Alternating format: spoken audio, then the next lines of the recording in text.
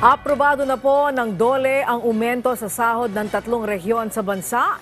Tataas ang sweldo ng minimum wage earners ng 30 hanggang 40 pesos. Nasa sentro ng balita si Luisa Erispe. Maagang pamasko para sa mga minimum wage earners sa Cagayan Valley, Central Luzon at Soc-Sargen ang hatid ng Department of Labor and Employment. Inanunsyo kasi ng National Wages and Productivity Board na may umento sa sahod ng mga minimum wage earners at mga kasambahay sa mga naturang rehiyon. Ito ay kusang taas sahod ng Regional Board kahit walang nakahaing petisyon. Ang tawag dun sa kanilang ginawa, motu proprio, walang petition doon, no? Yung may mga petition, halos na aksyon na lahat. Pero yung ibang mga regional tripartite wages and productivity boards na wala pang lumalabas na wage order, tuloy-tuloy ang proseso dahil kinakailangan magkaroon ng tinatawag na public hearings. Sa Cagayan Valley, 30 pesos kada araw ang itataas sa sahod ng mga minimum wage earners. Hahatiin naman sa dalawang bugso ang pagpapatupad nito at sa April 1, 2024 mararamdaman ang buong aumento. Mula sa dating 420 pesos, 450 pesos na ang arawang sahod ng non-agri workers, samantalang 430 naman sa mga nasa agri-sector.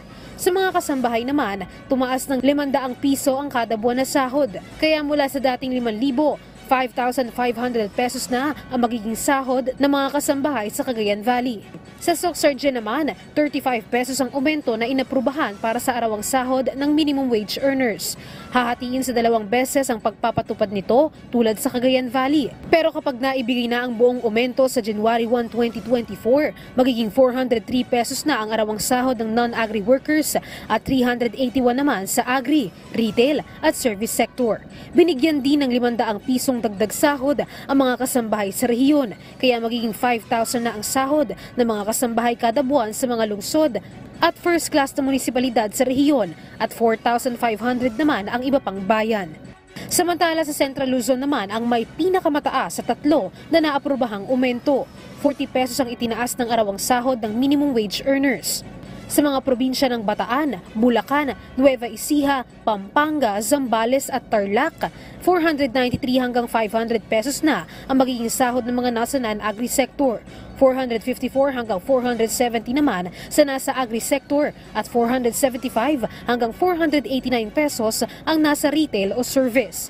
Naiiba naman ang probinsya ng Aurora na 449 ang magiging sweldo ng non-agri minimum wage earners at 422 hanggang 434 pesos sa agri sector at 384 pesos sa retail service.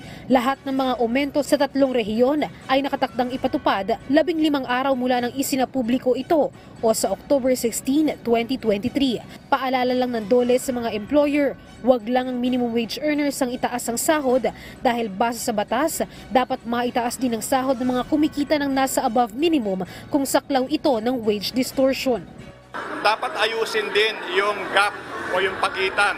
Maaaring malampasan pa ng isang minimum wage earner yung isa na mas matagal na sa kumpanya o kaya ay mas mataas ang antas ng kanyang trabaho. So kasama yon doon sa provision ng batas na dapat aasikasuhin din ng employer at ang mga manggagawa kung sakaling hindi magkasundo, mamamagitan na naman dyan ang Department of Labor and Employment.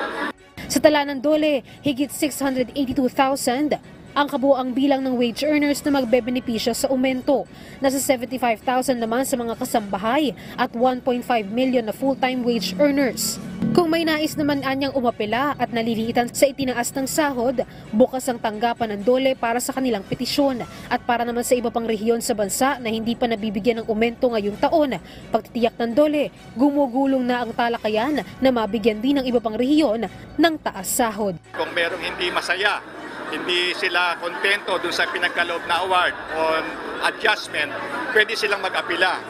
At ang magre-resolve ng kanilang apila, yung komisyon na kung saan ako ang chairman. So, ang kinikilala natin yung kanilang independence. Merong batas na sinasabi ano ang mga dapat na i-consider. No? Kasama dyan yung pangangailangan ng manggagawa. Kasama din yung kapasidad ng mga employers. At bukod dyan, tinitignan natin ang posibleng maging epekto sa ating inflation rate. Luisa Erispe para sa Bayan.